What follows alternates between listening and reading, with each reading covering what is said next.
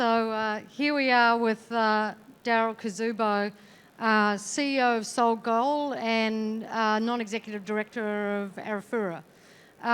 For those of you, many of you will know, Dale has had an illustrious career in mining, 24 years with BHP, if I remember, finishing up as president of Olympic Dam and also president for South Australia for BHP, and then a time, if I remember correctly, with Orica, head of manufacturing globally, serving the mining industry, of course, as well as head of Asia Pac.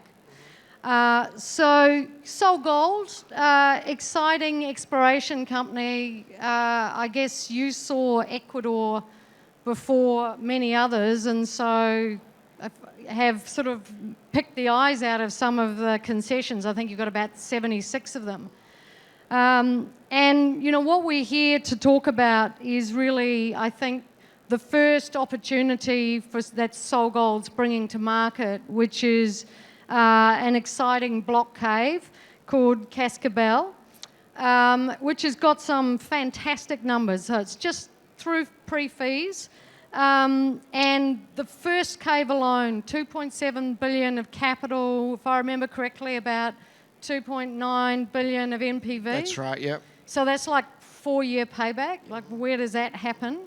And it should put you in the bottom 10 percentile of the cost curve for copper. So that sounds to me like sitting pretty sweet. And then size-wise, what's the size, Daryl, of it? Yeah, so Cascabel, the average copper equivalent production is 330,000 tonnes for the first 5 years post. Right, so ramp-up. a good deal bigger than Olympic Dam, for example, to size it by Australian standards. Yeah, that's right. That's right. And that's Very your profitable. first cave. That's right. your first cave. Okay, got it. So what we've all come to hear about is you've got you had a plan for a 100% renewable mine. I guess the question is, what led you to that, and how did you do? Yeah. So thank you, Skip, and thank you for the opportunity. We're both very passionate about this topic. Look, the reason we've got an aspiration, we want to be the world's first large-scale carbon-neutral copper mine. And there's a number of reasons for that. So firstly, if you look at Ecuador, from a mining perspective, it is new into mining. There's only 2 mines operational, 26 mining projects. And Ecuadorians are very proud of their biodiversity. So we want them to be proud of what we're doing and how we're doing it. So the what is bringing copper into a world that helps the world transition to a net zero emissions future by building carbon neutral copper mines. So that's the first thing. The second reason is just purely from a financing perspective, whether it's debt, whether it's equity, you can tap into a much larger investment pool if you can show you've got a clear plan to achieve carbon neutrality. But the third reason, it's a moral obligation in the sense that we have a number of things going for us. So firstly, block cave, it's the lowest energy intensive form of mining. We pump concentrate downhill. Secondly, the power grid, it's greater than 90% hydropower, so you only have to offset less than 10%. And thirdly, if you look at technology, the technology is either here or just about here that allows you to go fully battery electric, and you get benefits in terms of health and safety, not having diesel equipment, less ventilation, less roadways, etc.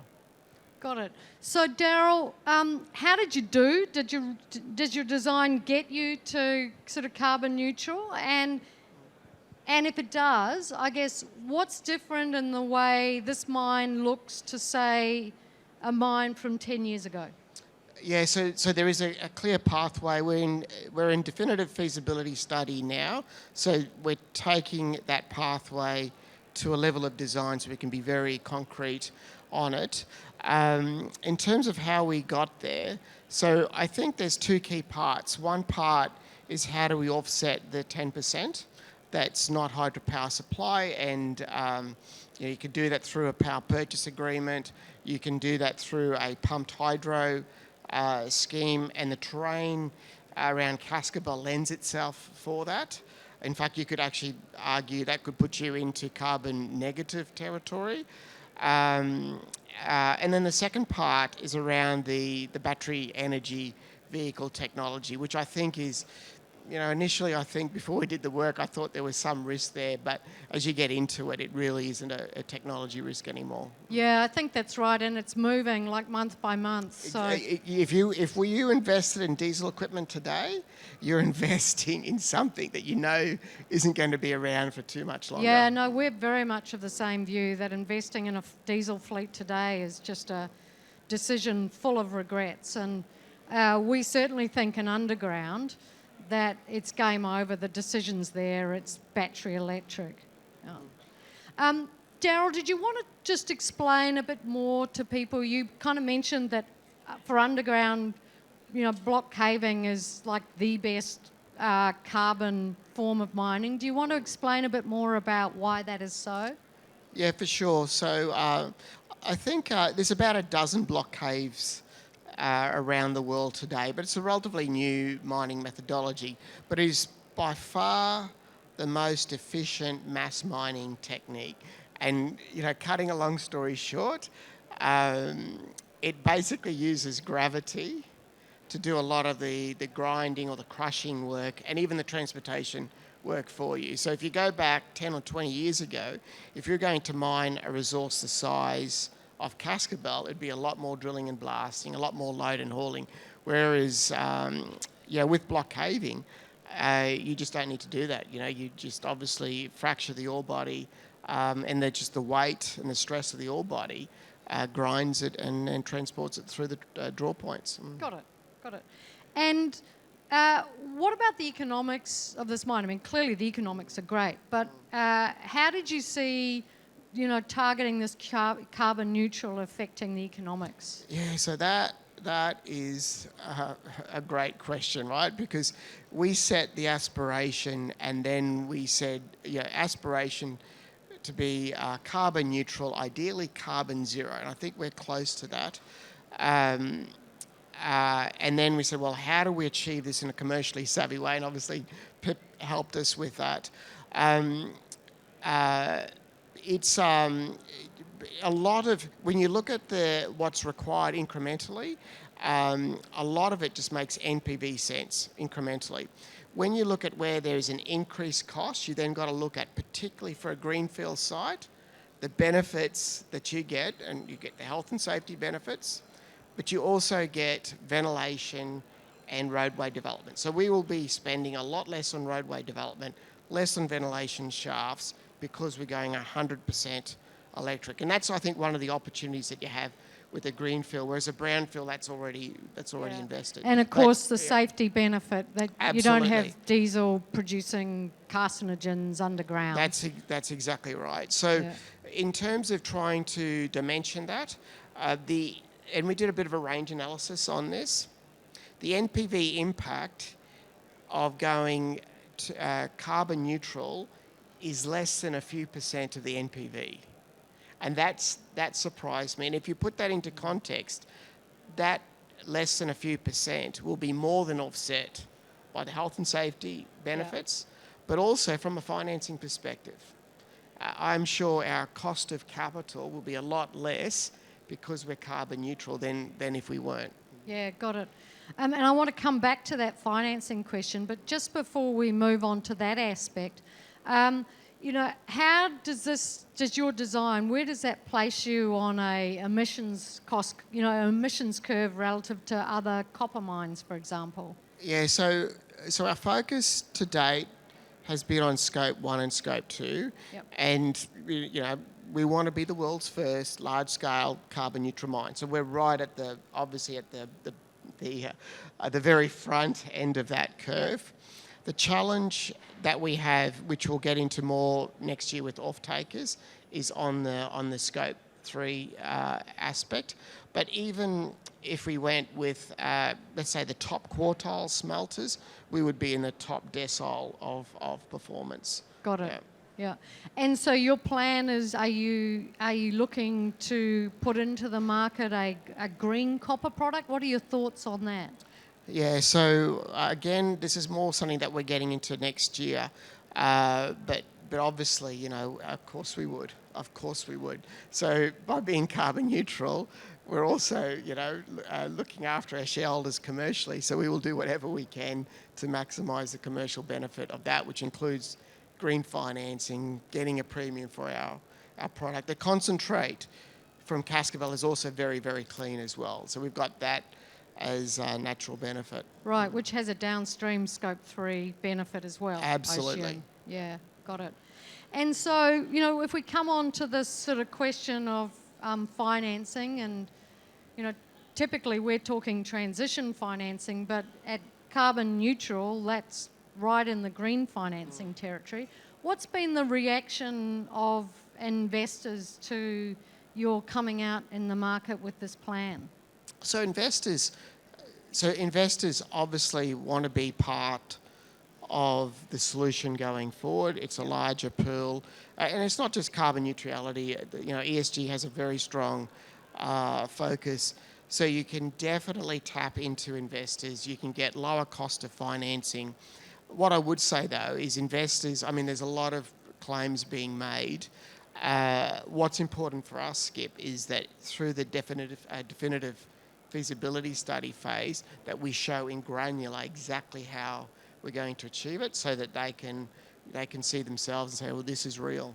Yeah, no, and I mean, certainly our experience is that's really important for the financiers.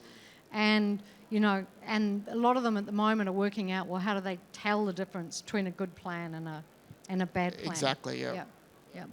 And then I guess there's two elements in the financing, and maybe it's too early in your journey, but, we're doing helping clients with the green financing of the decarb plan, but I would imagine you would be eligible with that mine for a full green financing for the whole mine.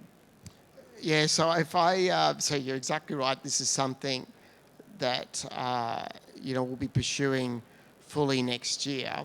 But if I look at, the green financing that Fortescue's got, that Atlantic Copper has got, then I'm pretty confident we can do something. Yeah, I would think so too.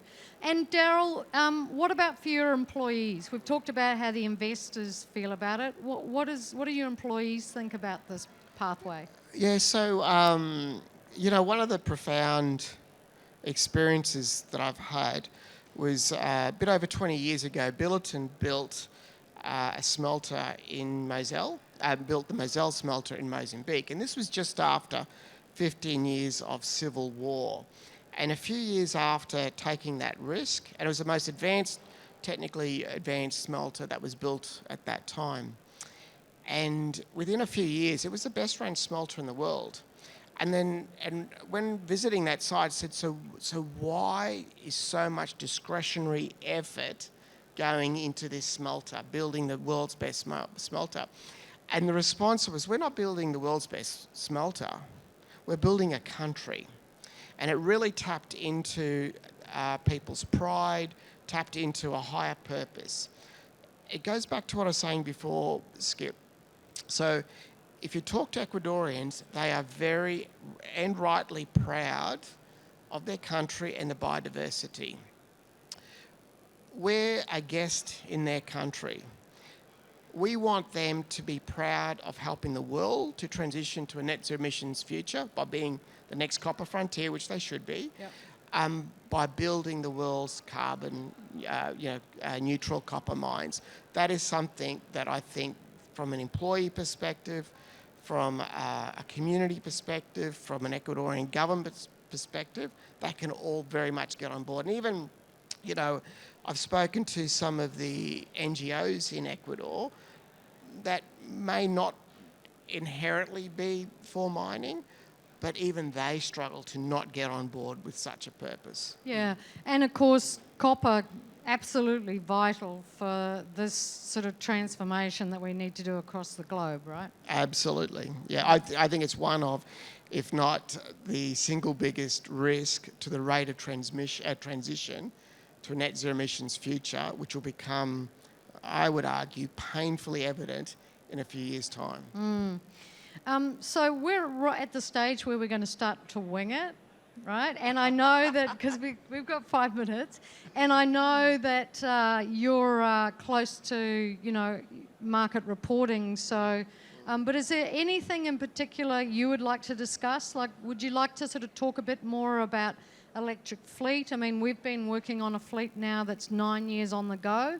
Do you have any concerns about the fleets and how they would work, or? Yeah, look, to be honest, so if you asked me that question 5 or 6 months ago, I would have said yes. Yeah. But Skip, that's because the rate of change and development in this space was actually more advanced than I had understood, and it's continuing to pick up, right? If you look at where there is some risk, it's around using battery electric vehicles, hauling up inclines, and there's trolley assist and all that. Yeah. But in our case, we don't even have that. It's largely operating battery electric vehicles on level with conveyor out. So I'm actually not so worried about that, given the work that has taken place. I mentioned before that the work we've done shows that it might have an overall negative NPV impact of a few percent, but I think reality is when we get closer to the execution production phase, it'll become positive. I'm absolutely sure of that. I mean, we do a lot of these roadmaps, and for an existing mine, it's tougher because you've got sunk cost, but we've yet to find a mine that you can't get 50-60% carbon neutral now, and my view is in 4 years' time, another 10% will be economic because of the cost curves. So I think you'll be a shoo-in. Yeah, I think so. I think so too, yeah. Yeah. I think at one stage in the journey, Ecuador's grid is largely hydro. At one stage, you also looked at putting your own renewables behind the meter. I think, so that's a good question. So I think, I'm going to say, I mentioned, 90% plus of the supply is hydro. Yep. So you have to solve for the 10%. And you can solve that through a power purchase agreement, but you don't want to put all your eggs in the one basket. So another alternative that could actually make us carbon negative is to build a hydropower setup. I was surprised about the indicative capital cost. It's not as much as I would have envisaged.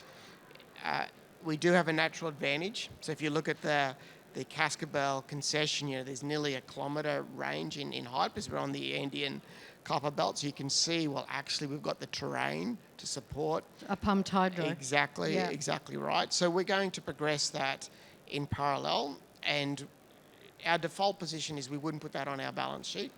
We would get someone else to do that. So we've got the two options. We basically negotiate a PPA whilst pursuing a different way to power the mine. That's very exciting. Now, Darryl, we've got 1 minute and 30 seconds. Make it more efficient. Is there a question you'd like to ask yourself? A question I'd ask myself. Just maybe let me share with you just some of the learnings that I've had as we got into this in the last 6 months, right? So, looking at electrifying the fleet, looking at getting to carbon neutral, this is not something that has just happened, right? It's been growing. And the things that surprised me, one was just the commercial impact. So, if you're asking this question 1 or 2 years ago, you'd be thinking, well, okay, I'll achieve this carbon neutral aim, but it will cost me. That's actually no longer the case. And that was a bit of a learning for me. The second learning is when you're building a new project, there is inherent risk in a multi-billion-dollar project. And you're very cautious about taking on additional risk. The other learning was that really the technology is there.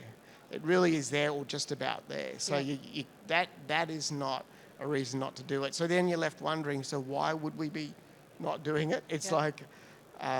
exactly. Particularly as a lot of this you can get funded off balance sheet by someone else. So, absolutely. So someone's going to pay for it. You get cost reductions. Like, sign me up. You make it sound like a no-brainer. Yeah. There we go. Cool. All right. Thanks, Thank you, everyone. Darryl. Thanks, Skip.